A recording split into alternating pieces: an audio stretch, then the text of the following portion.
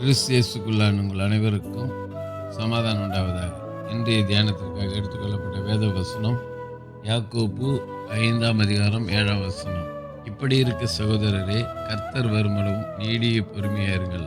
இதோ, பயிரிடுகிறவன் பூமியின் நற்பலனை அடைய வேண்டும் என்று முன்மாறியும் பின்மாறியும் வருமளவும் நீடிய பொறுமையோடே காத்திருக்கிறான். அல்லேலூயா. இங்கே நாம் எப்படி இருக்க வேண்டுமா? கர்த்தர் வருமளவும் நாம் ஆண்டுடைய பிள்ளைகளாக நாம் நீடிய பொறுமையாக இருக்கணும். அதான் வேதத்தில் வாசிக்கிறோம், பெருமை உள்ளவனை காட்டிலும் பொறுமை உள்ளவன் உத்தமன். பொறுமை ஆவியின் கனியில் ஒன்று நீடிய பொறுமை. இது நமக்கு தேவை. கிறிஸ்துவ வாழ்க்கைக்கு தேவையான குணாதிசயம் நீடிய பொறுமை. சாதாரண பொறுமை இல்லை, நீடிய பொறுமை.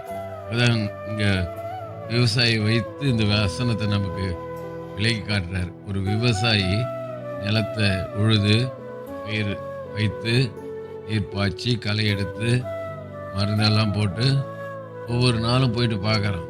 இந்த நெல் பூ வந்துச்சா, கதிர் விட்டு இருக்குதா, நெல் வந்துருக்குதா பாருங்கள். நீடிய பொறுமையாக இருக்கணும்.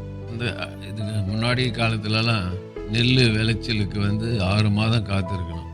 அது 6 மாதம் கடந்த பிறகு தான் அறுவடை பண்ணுவாங்க. ஆனால் இப்போ இருக்கிற சூழ்நிலையில் 3 மாதத்தில் அறுவடை பண்ணிடுறாங்க. அது இந்த விவசாயம் எப்படி இந்த பயிர் செய்த பலனை பெற்றுக்கொள்வதற்கு நீடிய பொறுமையாக இருக்கிறோம். அதுபோல் ஆண்டவருடைய பிள்ளைகளாக நாம் கூட ஆண்டவர் வருமானம் நம்ம நீடிய பொறுமையாக இருக்கணும். ஒருவேளை இதற்கு நம்முடைய வாழ்க்கையில் நீடிய பொறுமை இல்லை, உசுரப்படுறோம்னாக்கா விட்டுட்டு நல்ல வசனத்தை கேட்கிற பிரகாரமாக நாம் ஆண்டவர் சமத்தில் நீடிய பொறுமையாயிரும். ஆபிரகாம் குழந்தை பாக்கியத்தை பெற்றுக்கொள்வேன், சந்ததி வானத்து நட்சத்திரம் கடற்கரை மணல் போல இருக்கும் சொன்னார். அந்த ஆசீர்வாதத்தை பெற்றுக்கொள்றதுக்கு அவர் 25 வருஷம் ஆபிரகாம் நீடிய பொறுமையாக இருந்தார். நாமும் நம்முடைய வாழ்க்கையில் நீடிய பொறுமையாக இருப்போம், ஆசீர்வாதங்களை சுதந்திரத்துக் கொள்வோம். கர்த்தர் நம்மை ஆசீர்வதிப்பார்.